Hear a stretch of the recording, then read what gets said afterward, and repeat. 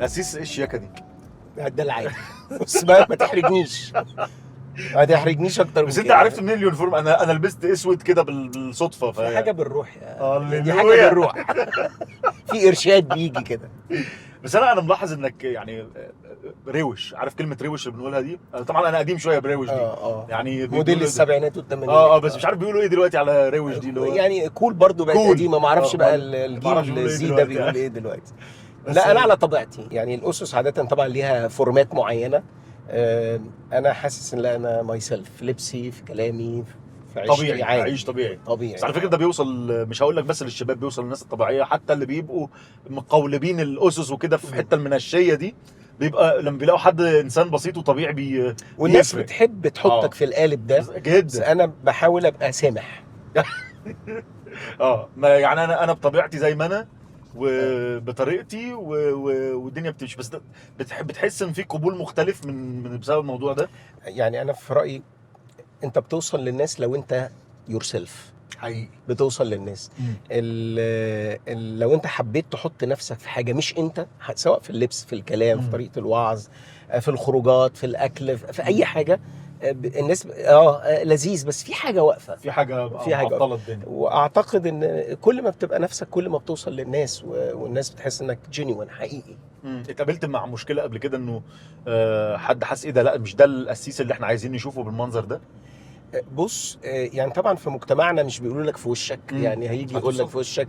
ممكن توصل لك هو ليه القسيس يعني متصابي شويه، بيلبس مش عارف براندات، يعني لو لبست براندات. طبعا انا اتعلمت درس في حياتي ان ما اطلعش، يعني مره غلطت وطلعت بقميص كده حلو زي بتاعك. ده مضروب. مضروب. طيب كويس. لا ما دي خطيه على فكره، ما تشتري مضروب. انا ما اعرفش انه انا ما اعرفش ده ايه اصلا. وبعدين بعد ما جبته قالوا لي حد في الكومنتس على الوعظه قال يعني ما الاسس اهي بتلبس حاجات غاليه. هو المفروض الاسس يلبسوا خيش يعني؟ لا يعني ما اعرفش، فمن ساعتها اتعلمت، قلت ده ممكن يعثر الناس. فلا، على المنبر هطلع يعني بلبس لا يعثر احد، ولازم اخد بالي من الثقافه اللي انا موجود فيها. وبس يعني باخد بالي من حاجات لا اعثر احد. حتى الحاجات العاديه، يعني احيانا الحاجات العاديه بما انك شخص منبري وقسيس، فاحيانا الحاجات العاديه ممكن تضايق حد زي ما انت قلت. مثلا حتى مش هقول لك قميص براند ولا بتاع، بس هقول لك مثلا تسريحه معينه او على اقرا ما عنديش تسريحه. تسريحه ايه؟ ليه ما عادش اصلع من غير ما يحلق زيرو؟ صح كده؟ بص يا اكرم، لاني انا يعني عشت في العالم. في الاول ما كنتش قسيس، يعني كنت بشتغل وعندي البيزنس بتاعي وكده، فانا عايش زي ما انا. ولما بقيت قسيس عايش زي ما انا. ففكره التايتل ما غيرتش حاجه غير في علاقتي بربنا وخدمتي للناس وحاجات كتيره تانية في مستوى تاني، لكن في طريقه عيشتي العاديه اللي انا عايشه زي ما انا هعيش واخدم ربنا. وانت اعتقد لو يعني انت كنت مختبر وتعرف الرب وقت ما كنت طبعا وكنت بخدم بتخدم وكنت بخدم طبعا من غير ما ابقى قسيس. فاللي اتغير التايتل، اللي اتغير ان بقى عندك تايتل، والتايتل مش المفروض يغير فيك حاجه ولا في شخصيتك حاجه، يزودك يعني مسؤوليه. التايتل ده لقب بيديه الناس، لكن انت خادم في الاخر، وبتعيش بامانه وباستقامه قدام ربنا. وربنا مش طالب مننا لما نبقى بنعمل حاجه فيها تفرغ كامل ابقى بفورمات معينه او شكل معين او اتكلم بطريقه معينه او اقفل الزرار الاخير وامشي. يعني لا، يعني مش شخصيتي بس شخصيه ناس تانية، وتبقى حلوه عليهم برضو. يعني انا مش بنتقد اللي بيعمل كده. اللي بيعمل كده هو كل واحد بشخصيته. هو كمان حتى عايز اقول لحضرتك القولبه مش لازم تبقى في حاجات اللي هو المقفل او كده. الناس بتتخيل احيانا انت عايش جوه المنبر او جوه التلفزيون اللي بيشوفوك فيه. كنت من اسبوع في منطقتي اللي انا اتربيت فيها في عين شمس، كنت بزور قرايبي، وبعد كده قلت اشتري خضار. فغالبا في اخت عرفك ايه ده، هو ولا مش هو؟ ايه اللي موقفه عند الخضري ومش خضري بقى اللي هو العادي بتاعنا الجميل؟ انا على طول بيحصل معايا كده. فقفل ماشي ورايا وانا مش واخد بالي خالص. عايز اسلم عليك، لقيتها بتقول لي ايه بصوت واطي جدا، ربنا يباركك. فانا اكفلت كده، وبعد كده قلت لها شكرا ربنا يباركك، مش عارف انت صح. راح بصيت لي كده اللي هو بتعمل ايه عند الجرجير؟ بص يا نمنم، صدقني انا برضو الناس بتفكر انه القسيس ده انا بنزل عادي اشتري الخضار والفاكهه أيوة. والسوبر ماركت، واقابل ناس تسلم عليا وتقول لي يا قسيس لا ما تختارش دي، اختار دي، عادي جدا. أيوة. ناس ما اعرفهاش. يا جماعه القسيس بينزل وبيشتري وبياكل وبيلعب كوره وبينزل حمام السباحه وبيسافر وبيتفسح وعنده عيله وبيربي عياله وعنده عادي جدا يعني بني ادم. حصل لك موقف وحش بسبب الموضوع ده؟ انا حصل لي كتير. حصل لي مره موقف وحش. كنت سايق العربيه وحد خبطني من ورا خبطه جامده، فكنت اتخانق بقى. فكنت محتد جدا جدا ونازل متعصب على الشخص اللي خبطني. وبعدين الناس وقفت يعني، فواحد جه قال لي معلش ربنا يعوضك يا حضرة القسيس. انا كسفت من نفسي. ايوه يعني ايه الموديل او المثل اللي انا بديه؟ فتعلمت درس مهم جدا في حياتي، اخد بالي من تصرفاتي علشان لا اعثر احد. صح. مسؤوليه طبعا. مسؤوليه. اذا بتقف على المنبر وبتتكلم الناس انت بتقدم مثل للناس، بتقدم الرب يسوع وبتقدم الرب يسوع فعلا. فتعلمت دي فرق. ده انا اتضايقت جدا اليوم ده بجد يعني، وقعدت يعني كانه زي ما بيقولوا الضمير ايه التصرف اللي انا تصرفته، ايه الغضب اللي طلع مني في موقف زي ده. صح. دي دروس بنتعلمها وطبيعي وبنتغير وبنكبر ايوه معاك حق. تحصل معايا كتير في انه انا سريع الانفعال، فلقيت مره حد بيجري وراح كاسر عليا، فانا لا اراديا كده فاللي هو رحت جاري جايبه وعايز تزنق عليه بقى، زنقت عليه وهفتح الازاز بقى اللي هو انت مش تفتح يا بني كده. لقيته مبتسم لي جدا قال لي بالهتاف. مالكش تطمن خايف ليه؟ قال لي بالهتاف. فاللي هو بصيت له كده حبيبي شكرا طبعا تش كده اللي هو انا كنت هعمل ايه؟ افرض انا كنت فتحت دلوقتي ورحت قلت له يا غبي ولا مش عارف ايه. نشكر ربنا. طب ايه اللي كان هيحصل؟ الراجل ده ما كانش ادي الخدام وادي اللي بيرنموا، مش بس كده، ده ممكن مش هقول لك ما يسمعش ترانيمنا تاني، لا ده ممكن كل ما يشوفك يقفل او يقول لك بقى كلهم كده بقى يلا اقفل عليهم. صح. انا مبسوط بالحديث بتاعنا اللي هو من غير الاسئله يعني، ده تقريبا اول حلقه نبتدي من غير اسئله مع بعض كده يعني من غير اسئله كويس. بالمناسبه يا جماعه احنا يعني كنا متفقين مع القسيس ان احنا هنعمل حلقه في العربيه وزي اي ضيف، بس احنا دلوقتي رايحين التجمع عشان هو رايح هناك حد معين هيجيب منه حاجه، فاحنا موصلين، فانا الشوفير بتاع حضرتك النهارده. ده شرف ليا، مش بنصور ولا حاجه صح كده؟ قول لي شرف ليا واستغلني عشان اوصله التجمع. انت توديني طيب ولا هناخد ولا سؤال؟ لا اللي انت عايزه. انا بفكر يعني هو بص الاسئله بتاعتنا كلها عن العربيه، واخده التيمه بتاعت العربيه، فنشوف كده السؤال اللي ما عجبناش ممكن نسيبه او ممكن نستطرد منه لحاجه تاني. طيب اول حاجه دوس بنزين لما تواجه مقاومه، بتدوس بنزين ولا بتهدي؟ تواجه مقاومه في الخدمه. انت بتتكلم عن الخدمه ولا الحياه ولا الحياه والخدمه؟ براحتك اللي عايز تقوله لنا احنا جايين نسمع النهارده. فلقيت مقاومه مثلا في حياتك او في خط معين ماشي فيه او في الخدمه لقيت مقاومه، فبتروح دايس بنزين وتطحن، او ده يبقى دفعه تدوس بنزين ولا بقى تهدي بقى كده وتشوف؟ بص يعني خليني اقول لك مرات تدوس بنزين ومرات على حسب الموقف. يعني على حسب الموقف وعلى حسب تمييزك ان ده مقاومه من عدو الخير ما تستسلمش كمل، ولا صوت من ربنا بيقول لك الحكمه تقتضي انك تهدي دلوقتي وتوقف وتنتظر الرب، مش ده الوقت المناسب اللي القرار ده تاخده فيه، او انك تدوس للاخر وتعمل اللي انت مصر عليه تعمله. ففي طبعا مواقف بتقابلها محتاجه تمييز. مثلا لما تحس ان الباب مقفول قدامك في حته او الطريق مسدود ومسدود مفيش اي حته تطلع منها شمال او يمين، لا انت لازم تقف. ليه؟ ما انا ممكن اخش زي القطر واكسره. لما هتكسر ايه اللي هيجري؟ هتتعور وهتعور العربيه وهتعور اللي حواليك. لكن لو في خرم مفتوح او مكان مفتوح، هنا بقى التمييز، هنا بقى الحكمه. لا اطلع من الطريق ده، الطريق اللي انت ماشي فيه ده خد شمال شويه، خد يمين شويه ودوس بنزين. طبعا في الحاجات الروحيه محتاجه فعلا ارشاد من ربنا. يعني خلينا ابقى صريح معاك، ده مش وعظ ولا تاملات، لكن لما تلاقي حاجه الرب مشجعك ليها وبتتحرك فيها وبعدين بتلاقي مقاومه، انت محتاج تمييز في الوقت ده. هل انت دوست بنزين زياده عن اللزوم فرب يقول لك هدي، ولا بيقول لك لا ده في حرب من ابليس، كمل ما تقفش، كمل للاخر. أيوة. هتنتصر عليه، هتعدي عليه. عندك امثله؟ عايز امثله يعني؟ عايز حاجه اختبرتها بجد عشان ما يبقاش كلام في العام كده، انا عايز اتعلم. يعني هو الموقف ده حصل في انت كذا. مصر تطلع حياتي الشخصيه؟ معلش انا اسف. لا يعني لو في حاجه، لازم بقى ايه بس. صدقني الحاجات دي هي اللي بتعلمنا. لما بحكي لك عن موقف انا مريت بيه، فانت بتاخد من الموقف ده وتتعلم حاجه. فانا يعني انا هقول لك لما جيت اهاجر من المانيا لكندا، انا ما اعرفش انت كنت مهاجر. انا كنت في المانيا عايش مده 7 سنين ونص، وبعدين هاجرت لكندا.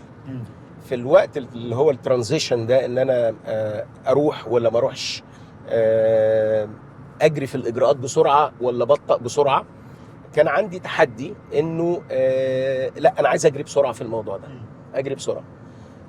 وبعدين حصل كذا موقف في الورق وكذا موقف في يعني مثلا اديك موقف كان في منتهى الغرابه، ان كل ما يعملوا لنا بيعملوا فحص طبي، فمثلا مدينا ميعاد، الميعاد يتلغي، الميعاد يتلغي 3-4 مرات ورا بعض، الميعاد يتلغي على مدى شهور. ده في المانيا؟ في المانيا.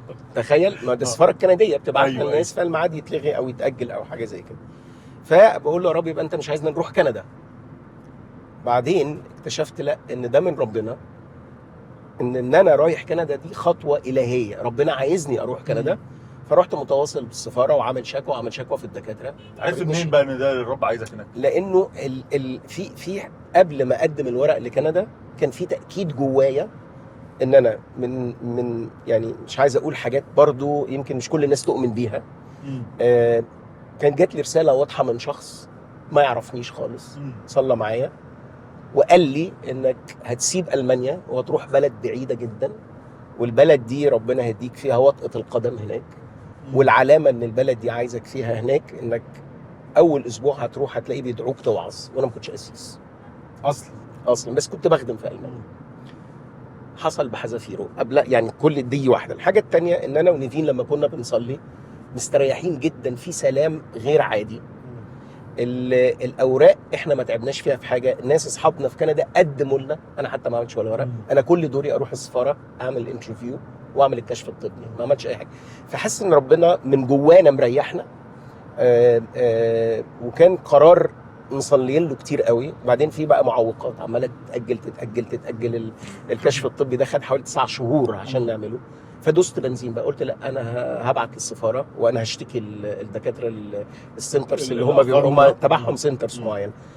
فرحت دايس بنزين. ده وقت كان ممكن اهدي اقول يبقى ربنا مش عايزنا نروح، بس لان في حاجه جوايا بتقول لي لا، هي الخطوه دي، هو اللي جاي، هي الخطوه دي. فدوست بنزين. ما اعرفش الموقف ده بيعبر عن. لا طبعا بيعبر. انا في يعني بما انك واخد حاجه من الرب بايا كانت الطريقه، يعني انت قلت كان في حد صلى معاك وانت كنت حاسس وما صلاش معايا. ده انا كنت بكلم واحد في بون، وحد يعني خادم معروف مش عايز اقول اسمه، كان عنده ضيف من مصر وانا بكلمه. قال لي الضيف اللي عندي كان نايم صحي، قال لي عايز اكلم اللي انت بتكلمه. راح قال لي الرب يقول لك. انا عارف ان دي مدرسه يمكن مش كل الناس تؤمن بيها، او وانا عمري ما حد قال لي رساله ولا مديك روح تمييز. انت بتحط ده في ضوء الكلمه في ضوء الصلاه اللي كنا مصلينها والسلام اللي كان جوايا. تاكيدات. فدوست بنزين. فقال لك فدوست العكس بقى وانا راجع مصر. ايه بقى؟ لما جات لي دعوه ارجع مصر واخدم في مصر وفي قصر الدباره، قعدت 2.5 سنين. ده انت هديت خالص. اصلي 2.5 سنين ومش متاكد وخايف هقلب حياتي وهقلب حياه عيالي والبنات ما بتعرفش عربي والمدارس، وما عنديش شقه في مصر اعيش فيه. يعني هبدا حياه جديده من الزيرو. وانا كنت ساعتها كده بقالي حاجه يعني اولموست 21 سنه بره مصر. فانت بتتكلم على، فانت بتشقلب لك. فانا هديت خالص لانه قرار كبير جدا جدا جدا. انت كل العيله حياتها بتتغير، محتاج فعلا تاكيد واضح من ربنا، لازم تهدي. ده قرار مش سهل. ايوه. يعني انا احب بين الحاجات الشخصي وبين الروحي وبين لا حلو، عجبني انه اديتنا مثالين حلوين للتهدئه وللبنزين. مم. رائع. اللي بعده. اشاره حمراء. لو مم. اشاره حمراء جات لك في علاقه او شغل عملت ايه؟ اشاره حمراء جات لك، انت مش انت بتهدي، لا في اشاره حمراء واقفه لك. بص هستسلم. استسلم وهقف. خلاص بقى مش بايدي اصلا، دي اشاره قدام. يعني في علاقات ممكن تحاول تصلحها ما بتتصلحش. لان التركيبه الشخصيه بتاعت الشخص او العلاقه دي مش جايبه. You have to stop. ما بتحسش بشعور بالذنب بعديها؟ ممكن تحس بالذنب شويه، بس لو انت يعني انا بتكلم عن نفسي، لو عملت المحاولات اللي لازم اعملها يعني استرد العلاقه دي او اصلح حاجه في الشغل ده او في البارتنرشيب دي او لو عملت اللي عليا لا مش هبقى شاعر بالذنب. خلاص دي شخصيتي. اه. لكن لو ما عملتش الدور اللي لازم اعمله لا هتعب، هقول يا ريتني. مش هنزق في الاشاره الحمراء. لا مش هلزق في اقول انا ما عملتش الدور اللي عليا. طب يمكن لو عملت الدور اللي عليا العلاقه دي ترجع تاني، او الشغلانه دي ينفع يبقى الجو فيها مختلف. لكن وبرضو اجين العلاقات دواير، يعني ما ينفعش تعمل ده مع مراتك. اشاره حمراء مع مراتي يعني هتطلقها. يعني فاهمني اقصد ايه؟ يعني في على حسب العلاقه وقربها وبعدها وتحجيمها مع مراتي هستقتل ان العلاقه تكمل. لا انت هتقلبها خضراء بكل الطرق الممكنه. حلو قوي. انت ومراتك متجوزين بالكم قد ايه؟ هاخدك. انت عمرك كام سنه؟ ما بلاش. لا قول. انا 39. 39. انا 33 سنه جواز. يا كنت حبيبي انت عندك لسه 6 سنين. يا نهار هسألك سؤال بقى شخصي بقى زيادة بقى. انت كام سنة؟ 57. مش معقول بجد؟ وانا كنت بسألك واحنا قبل ما نتحرك. انت بتنزل الجيم وبتعمل حاجات بنزل فانت حافظ على الهيكل روح الله فعلا بجد. دي امانة الجسد. انا كنت مهمل في الامانة دي سنين طويلة. ايوه بص لتحت بس ما تخبطش في حد. لا بص يا نمنم، انا برضو عملت حاجات كتير غلط في جسمي جدا جدا، سنين. يمكن ليتلي ابتديت اخد الموضوع بجديه، مش عشان السن بيكبر لكن كمان فعلا دي امانه. زي المال امانه، زي العربيه اللي ربنا مديها لك امانه، زي كل حاجه لازم ابقى اكون فيها فعلا امين، اخد بالي منها على قد ما اقدر. على قد ما اقدر. فكنت اتمنى من زمان وانا صغير كنت بلعب ومش عارف ايه، وبعدين جات لي فتره كده بقى سنين طويله لا عادي بقى، لا اعيش حياتك يعني، كل واشرب ولا رياضه ولا اي حاجه، واكل حاجات غلط واكل فوق يعني جاربج زي ما بيقولوا وكل حاجه. فطبعا ده نتيجته تبقى عندي كوليسترول فباخد دواء لانه ما كنتش كيرفول، ما كنتش بلعب وهكذا. بس ده فارق معاك في الخدمه؟ ها دلوقتي فرق معايا في الخدمه ان حاسس ان فيت، بتحرك بسهوله، بسافر بسهوله، بقدر يعني اسوق مسافات طويله، ظهري ما يوجعنيش زي الاول وهكذا. طبعا بيفرق. اللياقه الجسديه في رايي بص النفس والروح والجسد هم 3 حاجات داخلين في بعض. لو انت فت نفسيتك هتبقى كويسه، واعتقد لما نفسيتك كويسه علاقتك بربنا كويسه، ولو انت فت روحيا نفسيتك هتبقى كويسه وتعرف تاخد بالك من جسدك. فهي العمليه داخله في بعض. لما بتهمل دايره من ال3 دول بتاثر على بتضرب الاثنين بتضرب الاثنين حلو قوي. لو الزمن رجع كنت هتشد الفرامل بدري فين؟ الله صعب قوي السؤال ده. صعب قوي. شد الفرامل فين بدري؟ يعني ده معنى كده ان انت عملت حادثه. ما انا بفكر فين في مواقف في حياتي يا ريتني شديت الفرامل يعني او لحقت. اعتقد في وقت في حياتي كنتش قريب من ربنا خالص وكنت عايش حياتي يعني. كنت اتمنى اشد الفرامل بدري واعرف ربنا بصوره عميقه كده بدري. يعني بحس ان في سنين كتير ضاعت في شبابي رغم ان انا بروح الكنيسه، ورغم ان اديت حياتي للرب في يوم من الايام وانا 13 سنه. محدش بيتكلم عن الحته دي خالص. لكن بعد الاختبار الروحي ده قعدت بقى فتره كده من ثانويه عامه واولى جامعه وثانيه جامعه وثالثه جامعه ورابعه جامعه في اللالا لاند لغايه اول يمكن سنه ونص في المانيا. لان انا ما عنديش جيش، سافرت على طول. لا يعني سنين ضاعت لغايه لما ربنا قابلني في المانيا مقابله خاصه واستردني فيها. كنت اتمنى المقابله دي او اشد فرامل في الضياع اللي انا فيه ده بدري واعرف ربنا. رائع. انا بحس البتاعه دي هتفضحوني. لا انا مش راضي اخش في حاجات شخصيه، بس اللي انت بتقوله ده مهم، لانه احيانا بنبقى اسمنا مؤمنين وطالعين من بيت مؤمنين وعرفت الرب في 5 ابتدائي والدنيا حلوه بس خلاص. لا انا بص يا نمني، لو تعرفني انا من النوع اللي بواجه نفسي ومش بخدع نفسي. واحب ادور على ايه اللي انا عملته، مش ايه اللي الناس عملته ولا ايه اللي ربنا سمح بيه. انا ايه الكونتريبيوشن بتاعي في الحاله اللي انا وصلت لها. فاهمني اقصد ايه؟ ده بدايه العلاج، بدايه التغيير. ما بعلقهاش على حد، لا، ولا على ربنا ولا على الشيطان، انا اللي عملت. صح. ايه العلامات اللي بتخليك تحس انك محتاج تقف؟ الارهاق الجسدي، الاسترس، لما ابقى بيرند اوت، في علامات. حتى بسبب الخدمه. بسبب الخدمه، بسبب اي حاجه. انت لازم جسمك ولياقتك النفسيه هي الترمومتر بتاعك. انك انت محتاج توقف، انت محتاج اجازه، انت محتاج تنام، انت محتاج تبعد عن الدوشه اللي انت فيها. انا مرات بحس ان انا محتاج اسيب الكنيسه اسبوع، ما اروحش الكنيسه خالص ولا اقابل حد. انا محتاج اهدى وتشارج تاني لا يعني جسمك ونفسيتك بتقول لك. ايه ده؟ هو الاسيس مش سوبرمان؟ لا ده انا كنا فاكرين سوبرمان ده الاسيس اللي بيقف على المنبر كده وبيزعق وبيبقى جامد قوي كده، تاخد علينا بقى كده. لا جامد ايه ده؟ الاسس دول اكتر ناس يعني الضغوط عليهم اكتر من العادي، اكتر بجد من الطبيعي. بس احنا حاسين ان انتوا قريبين من الرب، فانت الراجل بقى ما بيحصلكش حاجه. لا يعني هو المسيح نفسه اكتئب وحزن وبكى، وإيليا وبولس لا احنا يا جماعه، نفسي برضه اقول ده من البرنامج ده او البودكاست ده، الاسس ناس عاديه جدا زيها زي حضراتكم بالظبط. تشعر، بتوجع، بيتحاربوا، بيتضايقوا، عندهم احتياجاتهم، عندهم مشاكلهم، عندهم ضعفاتهم، بيجتهدوا يعلموا كلمه الله باستقامه، بيجتهدوا يبقوا جود اكزامبلز للناس، بيجتهدوا في حاجات كتيره قوي، لكن في الاخر هم بشر تعرضوا لكل الضغوط عادي، كله ويمكن اكتر كمان، لانه الضغط النفسي عليك انك مرات ما تبقاش قادر تعبر عن نفسك عشان انت قسيس، فيبقى في كبت جواك رهيب وتعب اكتر كبته. وبعدين هقول لك حاجه، لان يمكن ناس كتير الاسس معظمهم ما عندهمش اصدقاء قريبين.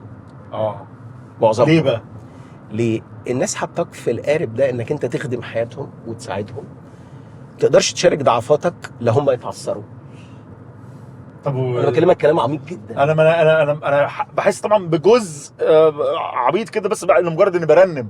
فلكن اللي حضرتك بتقوله ده كمان انت راعي، انت يعني انا من الناس. ونمنم انا عندي مشكله في حياتي او عندي احتياج في حياتي، انا محتاج صديق اشاركه، محتاج اطلع اللي جوايا زي ما هو وما يدنيش. ما يحكمش، لاني قسيس فاهمني؟ ايوه طبعا. فمعظم الاسس تعمل ايه؟ بتبقى هي مع ربنا في الصداقه which is very good، بس مرات محتاج حد كده يطبطب عليك. بالظبط. فده تحدي عندنا. صعبت عليا يا قسيس، انا بطبطب عليك اهو 20 جنيه بقى ولا حاجه. لا فعلا الموضوع يعني انا كنت فاكر لا ده في الاسس ليهم دايره قريبه مثلا، او مجموعه الاسس، عارف لو الحلاق مين بيحلق؟ عندك دوائر قريبه بس في باوندريز معينه الناس حطها وانت غصب عنك جواها مش قادر تطلع بره. يعني انا اشكر ربنا عندي اصدقاء قريبين مني يعني، ودي مساعداني. وعندي منتور بره مصر، الدكتور اللي كان مشرف على الدكتوراه بتاعتي صديق لغايه دلوقتي، بنتواصل وبقى عندي ستراجلز في اي حاجه، في علاقتي بالخدمه، في علاقتي بالكنيسه، في علاقتي بمراتي، بالمجتمع، ببناتي. عندي حد اكب اللي عندي جواه وهو مش هيدني.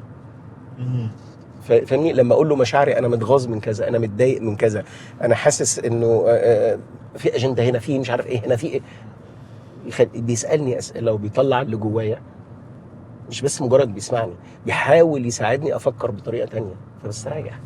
وكل فعلا لما بسافر كندا ازوره واقعد معاه بالساعات، ولو محتاجه على التليفون بكلمه بلاقيه، وعندي اصدقاء طبعا من العشره في المانيا وكندا ما زالوا اصحابي لغايه دلوقتي قبل ما بقى قسيس، فهم عارفيني ان ان اوت من قبل ما بقى فاهم. فانا اشكر ربنا، بس انا بتكلم ان جنرال الاسس معظمها بيتحطوا في حته، بيتحطوا في حته في منهم اللي بيصدق نفسه كمان، يعني سوري ان انا بقول كده، تلاقي انا بعك الاسس دلوقتي انا بعك مش قصدي، لا في انا بقى يعني بعتقد انه الناس يعني كلنا كده. ما هو هقول لك على حاجه، انا لما هاخد امثله على نفسي عشان ما ازعلش، انا بطلع على المنبر وبرنم وبقود تسبيح وكده، والناس شويه طبعا خلص اتصور معاك وابقى معاك وبحبك وانت حلو قوي قوي، ما انا ممكن اصدق اروح انا بوعظ وبتصوروا معاك انت، حاجه غريبه يا اخي.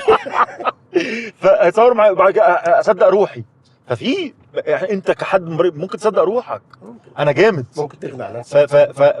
يعني انا عاجبني التصالح مع نفسك في الحته بتاعت انا محتاج حد يبقى قريب مني يسمع ضعفاتي واطلع مصاريني من غير ما ينهشها، من غير ما يشاور لي ويتكلم لحياتي. وانا عاجبني موضوع المنتور ده مهم قوي.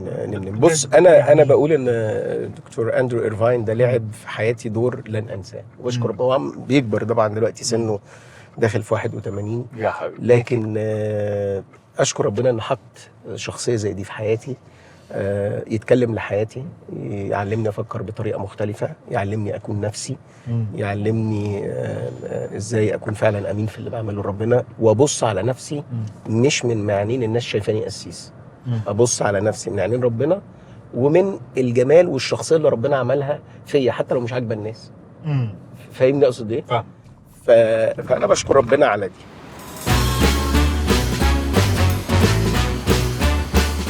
السؤال بقى بيقول ايه؟ بعد ما وقفت ازاي رجعت مش تاني؟ انا اتعرضت لازمه في حياتي مش هقدر اتكلم عن تفصيلاتها، ازمه قويه جدا جدا من اكبر الازمات. وقعدت سبت مصر، قعدت بره 3 شهور لا بخدم ولا موجود. كان وقت صعب جدا وعييت قوي قوي قوي. ده قد كمان دي دوائر انت كنت بتتكلم فيها، نفسك تعبانه او روحك وعييت وشعري، انا واحده من الحاجات اللي حلقت اقرع خالص لان طلعت لي بقش بسبب الاسترس، مش اوتو اميون، لان في نوعين من البقع اللي بتطلع في الراس او في الجلد، اوتو اميون او ستريس ليفل. فانا كان طالع لي في كل جسمي انا لما اقلع، وفي راسي، في كل راسي، وفي كل البرايفت ارياز. لا كان ديزاستر. سافرت، بعدت خالص عن الموقف اللي كنت بعدت فيه. وقفت تاني مش بشجاعتي، لكن انا اتقابلت مع ربنا هناك. اللي يخلي الواحد يقف على رجله مرة تانية انه ما يكملش يفضل في المشهد اللي هو فيه، لازم يطلع بره ولازم يتقابل مع ربنا ويسيب ربنا يتعامل معاه. وانا ربنا اتعامل معايا، وراني فين ضعفي، وراني فين المشكلة، وراني قيمتي، وراني حاجات كتير قوي، واطلق فيا قوة غفران انا مستغربها. اطلق فيا قوة غفران انا مستغرب. طب الكلام ده عمليا عايز اسمع، مش عايز اعرف القصة، بس عايز اسمع عن حتة الغفران دي اللي رجعتك تقوم تاني وتتحرك.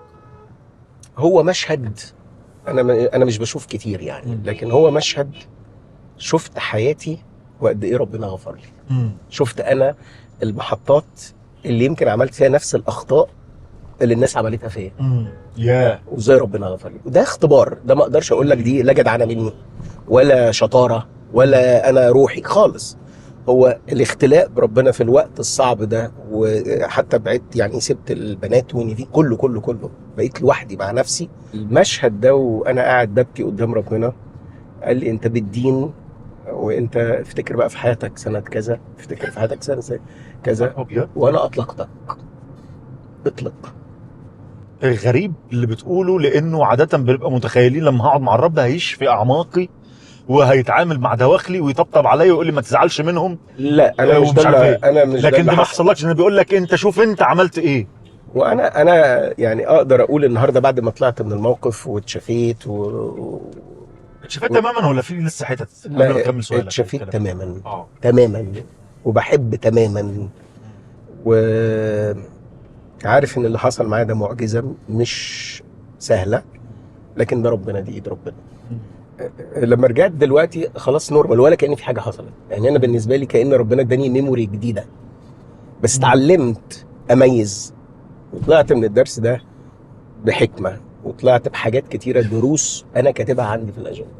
والرب قال لي انا عايزك ترجع وتقف على رجليك تاني عشان سببين بس. نقطه بقى، فنقطه. نقطه. ما تزودش معايا بقى. خلاص. يعني ممكن انزل هنا على فكره على جنب. انت عشان وصلت يعني مكانك. ممكن انزل هنا واخد اوبر ولا على يهمني. فكره لسه عندنا اسئله كتير. اسال. اللي عندك ايه بعد كده؟ في بقى افتح الكبوت. افتح الكبوت.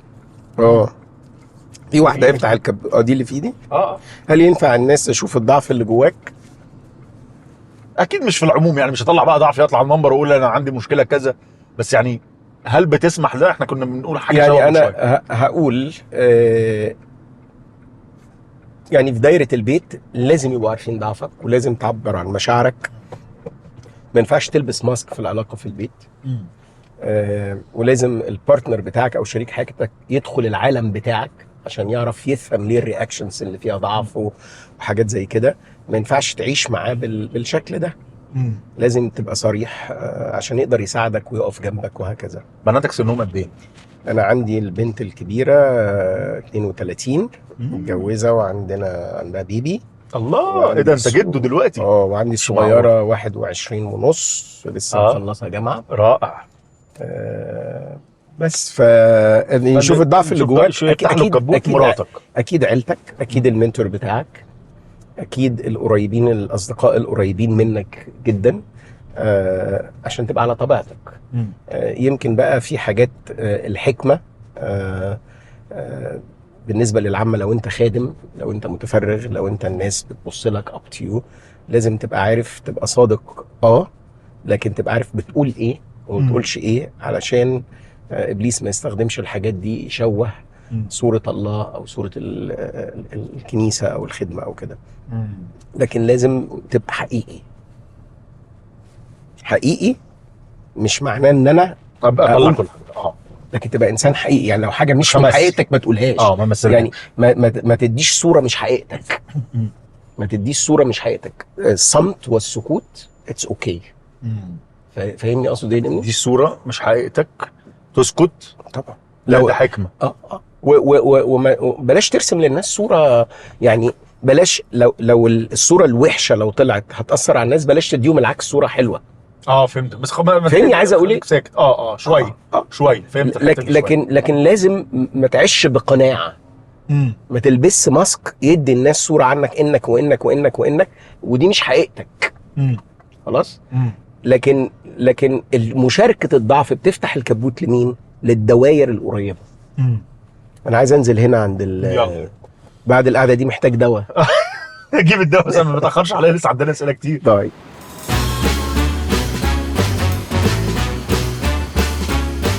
طب نكمل اسئله. عايز تسال في ايه؟ انا ماليش الاسئله خلاص ولا ايه؟ ما هي لا براحتك، عايز تتكلم في حاجه تانية براحتك. احنا خلاص نتكلم مع بعض كده. وانا برضه عايز اعرفك يا نمنم بقى. قول لي بقى انت بتفتح الكبوت امتى وبتقف امتى وايه وضعك انت في الحياه يعني؟ انت جايبنا هنا تسالنا وخلاص. مش فاهم انتوا بتجيبونا انت بقى قول حاجه. اقول ايه؟ مفيش حاجه. فتحت الكبوت قبل كده؟ طبعا، بس يعني عندي مشكله، عشان كده كنت بسالك في موضوع المنتور ده. انا عندي ازمه في ان انا يبقى عندي منتور، ودي مشكله كبيره انا عارف، ونفسي يبقى عندي منتور بس مش عارف اعملها. مش عارف احكي ضعف لحد. دايما حتى بحكي للقريبين اقول لهم انا ما بعرفش، ما اتعلمتش اتكسر قدام الرب. كمان اتكسرت غصب عني حاجات كتير، لكن مش بعرف ان انا اجي كده واتكسر قدام ربنا. ممكن افضح نفسي قدام الرب طبعا، لكن ان انا اتكسر ما صعب. عارف يعني من الكلمه دي كده عايز اقول لك عليها عباره كده. اللي ما بيعرفش يتكسر قدام الرب هيتكسر قدام الناس. اللي ما بيعرفش يتكسر قدام الرب هيتكسر قدام الناس. احسن لك تتكسر قدام الرب. تعمل ايه في حاجه زي كده؟ طيب يستر. انا مش بتكلم على الفتح، مش بتكلم ان انا اجيله ببلويه واقول له. انا بتكلم على احساس ان انا مكسور.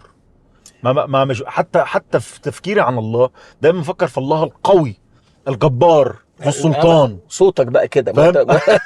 لكن مش بفكر في الله الحلو وطيب وحنين ولا فيش زيك.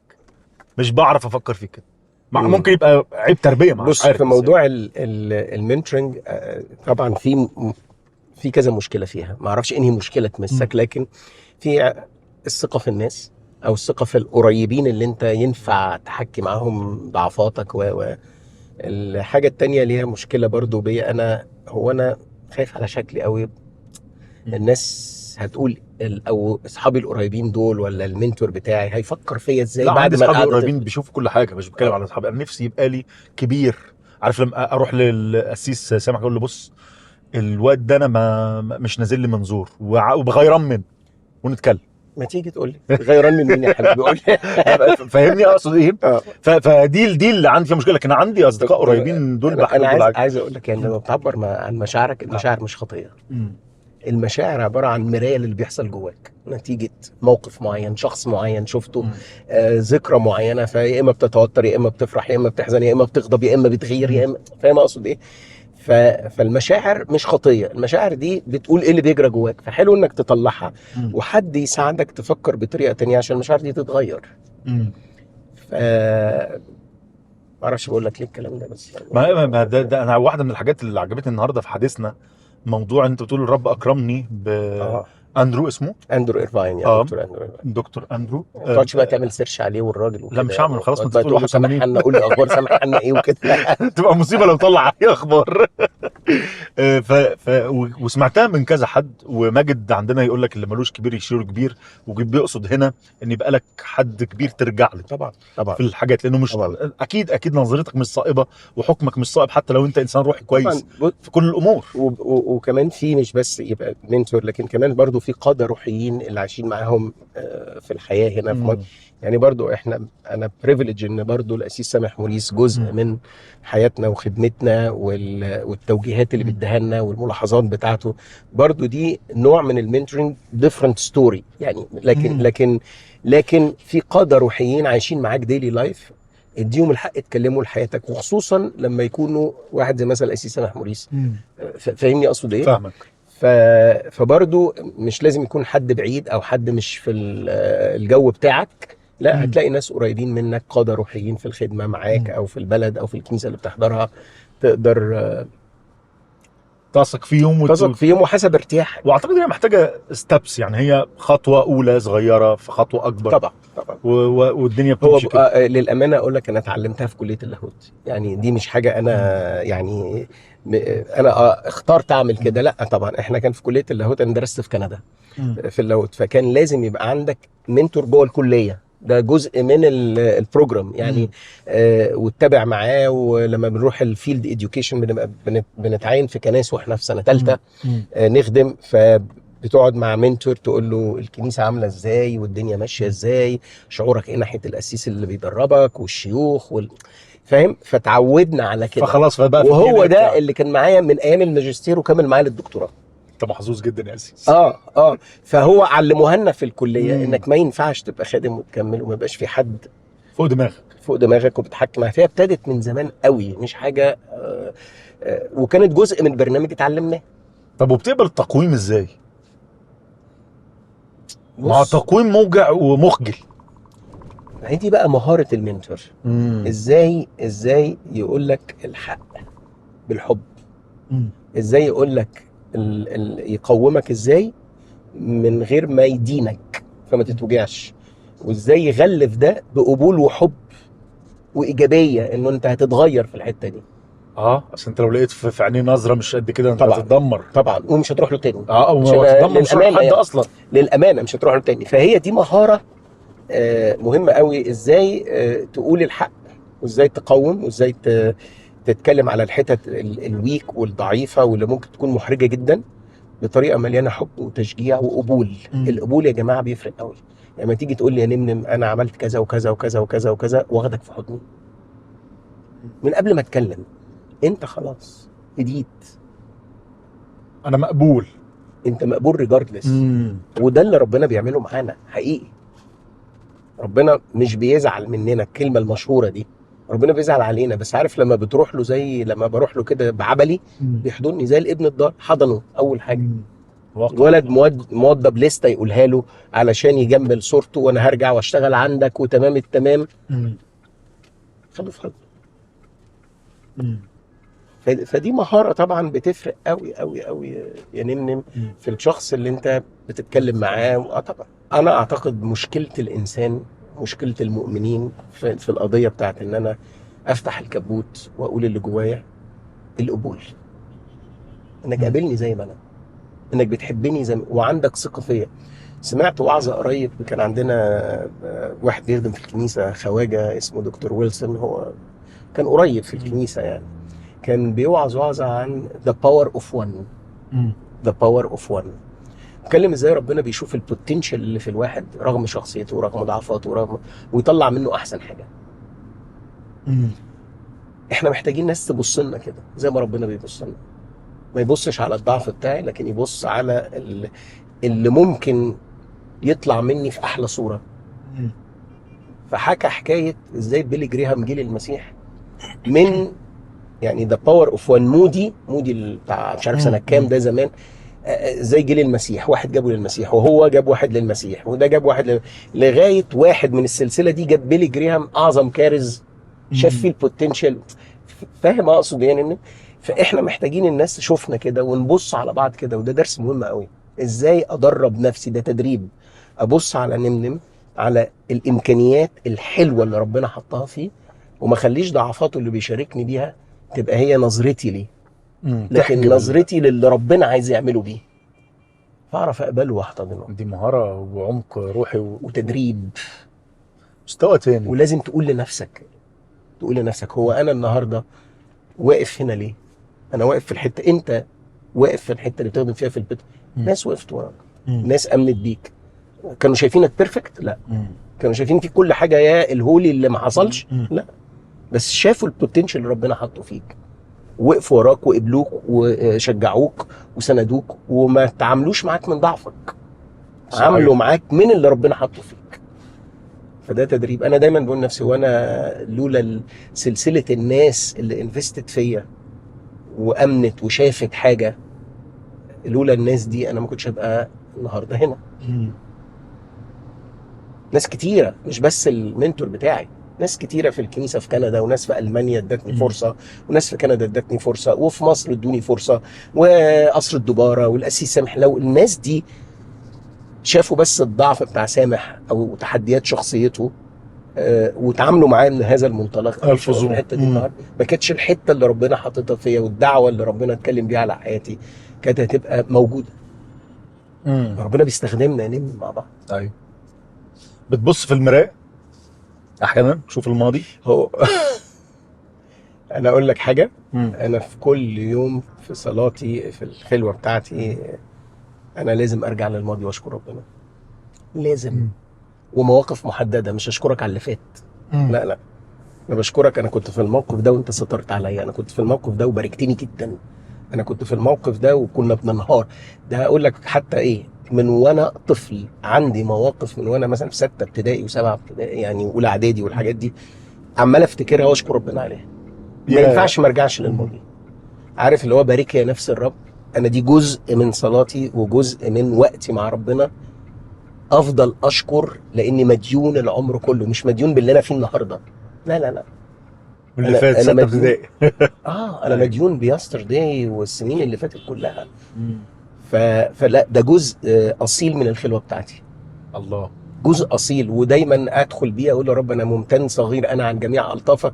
انا فاكر المشهد الفلاني، انا فاكر السنه، انا فاكر الازمه الصحيه دي، انا فاكر الازمه الماديه دي، انا فاكر في الخدمه التشالنجز والتحديات اللي عديت فيها وكنت هكوت وانت وقفت جنبي. فاهم اقصد ايه؟ فلا، ده جزء ما ينفعش. الله. عارف اللي هو هفضل الترنيمه بتقوله مديون العمر، مش في مديون القلب يا حميد. ما تقول لي كلمتين طيب كده. مديون القلب يا حميد، مديون الفم يمجد، علشان انت اللي بموتك نجتني من الخطيه. بعد كده بقى يقعد يقول مديون.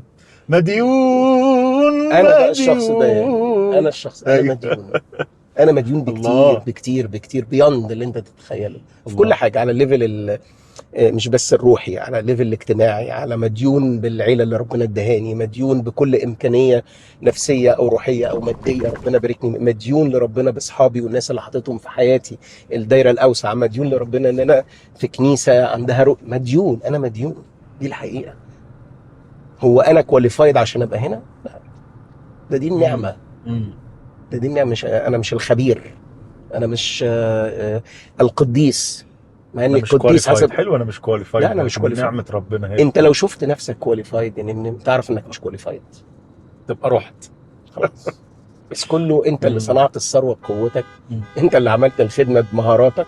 لا طبعا انا سو ثانكفول لربنا في كل حاجه اعملها في حياتي، مم. في صحتي، في بيتي، في بناتي، في حفيدتي، في الامور الماديه، في مراتي، وربنا اداني شخصيه فعلا فعلا فعلا. انا كنت دايما اقول لنيفين، بقولها الكلام ده، انا ما اعرفش هو كان في حد ينفع يستحمل واحد زي يا يعني.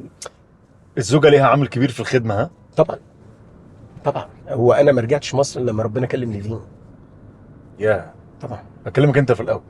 لا، اتكلمنا احنا في نفس الوقت. هو نيفين عمرها ما كانت تتمنى تتجوز قسيس. انا متجوزه واحد مهندس وراجل اعمال وعنده شركه في كندا ومبسوط، الدنيا احنا دي حلوه. حياتنا، وبنروح الكنيسه واولادنا كويسين وبتخدم كمان يعني. لكن قسيس دي، وابقى انا مرات قسيس وامسك الشنطه، كانت تقول لي كده امسك الشنطه واحطها على دراعي واقف كده، عشان احنا في كندا كان القسيس لازم يسلم على واقف. قالت مش انا، مش شخصيتي، مش طريقه لبسي، مش طريقه حياتي. وبعدين علشان ادرس لاهوت وابقى قسيس ربنا كلمها، مع ان قعدت برضو وقت مش قادره تبلى، لغايه لما ربنا كلمها بكل وضوح. سامح دعوته مش يبقى في التليكوميونيكيشنز والبيزنس، سامح دعوته يبقى قسيس. يا فرحت كليه اللاهوت، سبت عشان هي الشغل. وافقت. اشتغلت بارت تايم، بقيت ادرس بارت تايم، وبعدين اتفرغت تماما، لان دي كانت شركتي، ونيفين اتعلمت الشغل وبقت تراني الشغل لغايه لما انا خلصت كليه اللاهوت. كنت واعد ربنا اول ما يبقى عندي انكم، واول ما يبقى عندي مكان وعندي كنيسه، الشركه دي بتاعتك. ده اللي حصل بالظبط. ولما جينا نرجع مصر، احنا الدعوه جات لنا في 2007، انا رجعت في اخر 2009 او اول 2010. هي رجعت اخر 2009، انا جيت لهم 2010 عشان اوضب الخدمه والقياده هناك والدنيا. فالسنتين دول كنا بنستراجل، انا عندي حاجه لكن مش متاكد منها قوي، وهي شايفه احنا بنشقلب حياتنا. لغايه لما جينا مره مؤتمر هنا في مصر قبل ما نرجع مع الكنيسه، مع قصر الدباره، ابتديت اجي زيارات كتير عشان اشوف، احاول اسمع واميز. ربنا كلمنا في نفس الجمله. كانت الوعظه عن ازاي انه الخبرات السابقه ملهاش دعوه، انك ما تبنيش قرارك مع ربنا على خبره سابقه. فمثلا ابراهيم لما نزل مصر كان غلطان، اسحاق لما نزل مصر كان غلطان، فيعقوب المفروض ما ينزلش مصر. هي كانت الوعظه كده. يعقوب المفروض ما ينزلش مصر ليه؟ جده وابوه غلطوا، ما تكررش الغلطه، خليك في كندا. خليك في كندا. فربنا قال ليعقوب ايه؟ لا تخف من النزول الى مصر، اكون معك. وهي دي العباره اللي ربنا كلمني فيها وكلم نيفين فيها، بالحرف في نفس الوعظه في نفس المكان. خرجت من الوعظه قلت لها انا ربنا كلمني. قالت لي وانا كمان. قلت لها قولي انت الاول. قالت لي لا، قول انت الاول. قلت لها بتهيألي اللي قالوا ليعقوب ده اللي ربنا كلمني فيه. قالت لي نفس العباره. ساعتها خدنا قرار ان احنا هنرجع مصر. خلاص وقد كان، وتباركنا بيه. ده مدير التصوير بنفسه. لا بجد جايب لنا سلام. لا بالغير. انت بره ما ناخدش صوت. ارتس كامد ولا فول كريم. الحلقه دي متكلفه ارجوك. شكرا. طب ناخد سؤال بقى من هنا. خد سؤال بما ان لسه ما خلصناش. انت واجب علينا دي الاسئله دي ولا لا بناخد منها بس كده مفاتيح للموضوع، وبعد كده نعمل اللي احنا عاوزينه. امتى بتحس انك محتاج صيانه؟ لا دي حلوه دي. اعتقد كل واحد فينا بيقدر يميز هو في الحته الصح ولا الحته الغلط. فاعرف منين بقى انا اصلا انه يعني انا ماشي يعني لو خدنا مثل العربيه، لما بتحس ان في صوت مثلا في العجل وحاجات بتحك في بعض، بتعرف ان التيل فرامل محتاج يتغير، يا اما هيدخل على البتاعه دي فانت في صوت بيطلع من العربيه، في صوت بيطلع جواك. ايه الصوت بقى اللي بيطلع جواك؟ لما يبقى عندك اعوجاج في التفكير او اعوجاج في المشاعر، فاهمني؟ مثال عملي معلش. لما افكر واقارن نفسي بيك يا نمنم، دي حاجه بتحك غلط. اعوجاج في التفكير. اقول مثلا انا وانت بنرنم، او انا وانت بنخدم مع بعض في البيتر لايف، يا ده انا وعظت والناس قبلت الرب وراحوا اتصوروا مع نمنم. ده في حاجه غلط ديفنتلي فيا، مليون في المية. اي نعم طبعا الناس بتيجي عشان المرنمين مش الوعاظ، بس ماشي هنعديها يعني. لكن اول ما الفكره دي تخبط فيا، اعرف ان في حاجه بتزيق فيا محتاجه صيانه، اللي هي ايه بقى؟ كبريائي. الاماته مش موجوده في حياتي، الغيره بقى ابتدت تطلع. ولو سبت نفسك لكده، مش بس تيل الفرامل هيتغير الاسطوانات، وممكن العربيه تتقلب بيك. وصلت؟ فامتى بحتاج صيانه؟ في حاجات في فكرك، في حاجات في مشاعرك. الفكره بقى ان الشخص اللي يميز، احنا بنتكلم ان الشخص المؤمن المفروض اللي بيقعد مع ربنا كل يوم عنده الحساسيه دي. فانا بعرف امتى انا عندي صيانه، لما يجي لي اعوجاج في الفكر او في المشاعر او في التصرفات او في الغضب، التعبير عن الغضب اللي جوايا. لا، في حاجه غلط يا سامح، يو هاف تو ستوب، وتبدا ترجع نفسك. تعمل ايه بقى؟ في كذا تراك بعمله. طبعا التراك الاولاني الاساسي انك لازم تقعد مع ربنا تتوب وتقول له يا رب، يعني زي ما قال له كده اختبرني الله وعلا. وده امتحان لازم تعمله كل يوم. واحده من اللي عارف، زي ما بقول لك كل يوم بقول له انا مديون بحاجات كده. في حاجه اسمها اختبرني الله وعلا، ده امتحان يومي كل يوم اسمح له يختبرك. طبعا حتى وانت في اوقات المجد. انت عايز اوقات المجد لا تقاس بالانجاز، الخدمات والنجاحات في الخدمه، لا. اوقات المجد دي بالنضج الروحي. انت دخلت عمق قد ايه مع ربنا؟ فهمني يعني، مش بان انا الخدمه ناجحه والناس مبسوطه وربنا مبارك والكنيسه بتكبر وما عندناش تحديات والدنيا، لا، مش ده المقياس. المقياس العمق. خلاص. فانت بتقعد مع ربنا تقول له اختبر في ايه. بص، زمان لما الواحد جه للرب في بدايه ايامه خالص مع ربنا، كنا بنتوب عن الدبش كبير، كذب، عدم استقامه، نظرات مش عارف ايه كل الحاجات الكبيره. وكل ما بتنضج مع ربنا بقيت بتتوب عن حاجات اصغر فاصغر. صح؟ تنقيه. فاختبرني الله في ممكن حاجات انت مش واخد. عشان كده وهو بيصلي بيقول له ايه؟ من الخطايا المستتره ابرئني. خلاص. من المتكبر، من السهوات دي انا ما بعرفهاش. المستتره انا وهو عارفينها. احفظني من المتكبرين، يعني احفظني من الحاجات الكبيره. لكن السهوات دي ممكن تكون بتعصر الناس وانا مش واخد بالي. صح. انا مش شايفها خالص. كلمه جارحه. فالروح القدس يعمل ايه؟ يجيب كده سبوت، وده اللي بيحصل يعني. ينور كده يقول لك سامح، النهارده انت سلمت على حد بطريقه مش مناسبه بدون ان تاخد بالك، وممكن يكون موجوع منك. انت قلت لفظ طلع منك وانت ما خدتش بالك انك قلته. فانت بتبقى القعده دي التراك الاولاني انك تقعد مع ربنا تقول له اختبرني يا الله، وتبقى صادق، لان دي بينك وبين ربنا. التراك التاني ان مرات بتبقى محتاج مساعده، حد يساعدك تفكر بطريقه صح. منتور تاني. يا نهار ابيض. ليه بقى؟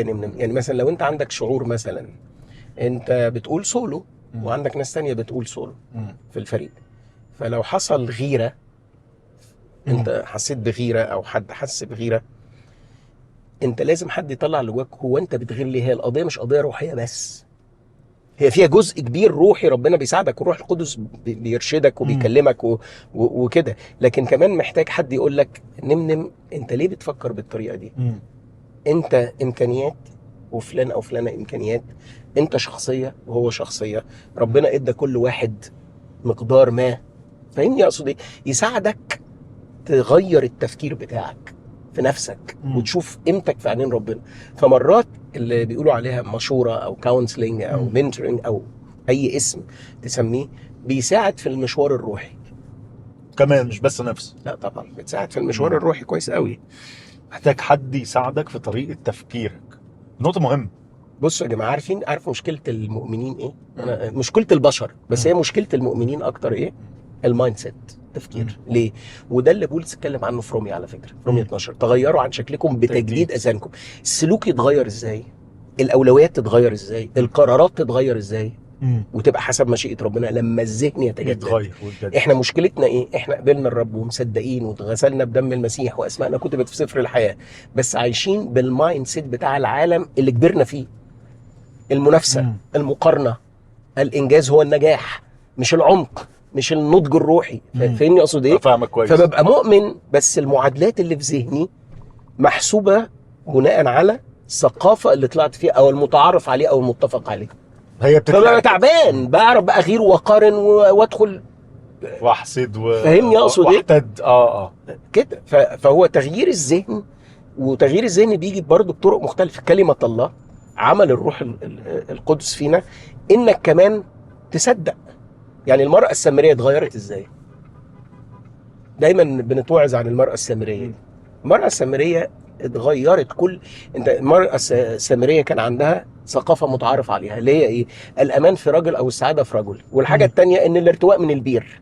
دول كذبتين ابليس كذب عليهم، ان الارتواء والشبع هيجي من البير ده، من الشغل، من الفلوس، من النجاح. يعني طبعا مش السامريه انا بتكلم علينا. أيوة. احنا هنشبع امنا ونرتوي ونهدى لو عندنا فلوس، لو عندنا صحه كويسه، لو وان اتجوز وارتبط ويبقى عندي زوجه او يبقى عندي زوج، نستمتع مع بعض ونعيش حياتنا بشكل معين. اللي حصل مع المراه السامريه، حصل نور في ذهنها لما قال لها كل من يشرب من هذا الماء يعطش. فاهم؟ حصل استناره. طب ما انا عمال اشرب اهوش ومش شبعان، عمال اجي البير كل يوم وبرده مش مرتواء، عمال اتجوز واحد واثنين وثلاثه ومفيش امان ومفيش سلام ومفيش. اللي حصل استناره في ذهنها. عملت ايه؟ رمت الجره بتاعتها اللي هي بتروح تجيب بيها الميه، الاسلوب والطريقه. سابت الراجل ده وراحت قالت وجدت انسان قال لي. اتغيرت اولوياتها واتغيرت دعوتها واتغيرت رسالتها. اللي حصل ايه؟ مايند سيت اتغير. انا I look at it this way. واي تغيير حقيقي لازم يحصل الاول، عارف ايه؟ هنا، ويتنقل من هنا لهنا. هو ده تجديد اذهانكم. تجديد الذهن بيولد جواك رجاء، والرجاء ينزل من ذهنك الى قلبك فيتحول الى ايمان. احنا احيانا بنحس انه هجدد ذهني بعمل الروح القدس فقط. الكلمه وعمل الروح القدس الاثنين. والحاجه الثالثه ان حد يشرح لي ويفهمني الحق اللي هو ايه. لما اجي اقعد معاك يا نمنم، انت قريت الكلمه وتصلي الروح القدس غيرك، بس انا ممكن اشرح لك الحق فتنور قدامك. اللي هو بيحصل في المشوره الروحيه او ويساعدك انك تاخد خطوات. الاكاونتابيلتي مهمه قوي. الاكاونتابيلتي مهمه جدا، ان حد يتابعك ويكوتش يو، يقول لك عملت ايه في الحاجه الفلانيه. فاهم؟ هو دي اللي كنت اقصد بيها، اللي ملوش كبير يشتري كبير. كوتشنج. انت عارف العلاقات الزوجيه، احنا بنعمل عندنا برنامج كده بنعمله اسمه الماريج انكاونتر. لقاء رهيب، ويك اند قوي جدا، والناس يمكن بتتصالح فيه وكده، لكن بعد الويك اند هيرجعوا تاني. فبنعمل حاجه اسمها كوتشنج للعلاقه الزوجيه لمده 9 شهور. فبنحطهم في مجموعات ونتابعهم، وهم اكاونتبل لفريق الخدمه اللي معاهم، يعني لغايه لما يوصلوا لحته الامان. فده مهم في حياتنا. كان وقت رائع يا أسيس. انا انبسطت جدا جدا معاكم. انا انبسطت انا بكلمك بجد، مش عشان قدام الكاميرا، ممكن اقفل الكاميرا واقول الكلام ده. بيفرق معايا لما بتعلم، لما اكون المفروض انا الهوست والهوستر وبتاعه بتكلم مع الشخص وخلص الحوار وقضينا. لما بستفاد ده بيفرق معايا قوي. لما بتعلم حاجات وكلمات تفضل في ذهني وافتكرها بالليل كده بقى في شاشة السينما اللي في السقف دي. ده اللي بيفرق معايا. فشكرا، عشان كمان زي ما انت طبيعي في لبسك وشكلك وطريقتك، كنت طبيعي في المقابله اللطيفه دي. كلمتنا عن كل حاجه. سوري لو دخلنا في حياتك الشخصيه كده بغشم شويه، بس كان لازم. وانبسطنا جدا جدا. انا انبسطت كمان معاك قوي يا نمنم، ويا رب يكون الحوار ده مفيد لحد. امين. لا انا واثق انه هيكون مفيد، وهيكون كده في كلمات تعلم وتأدب اللي هي انا اول واحد. شوفك الجمعه بقى. بكره.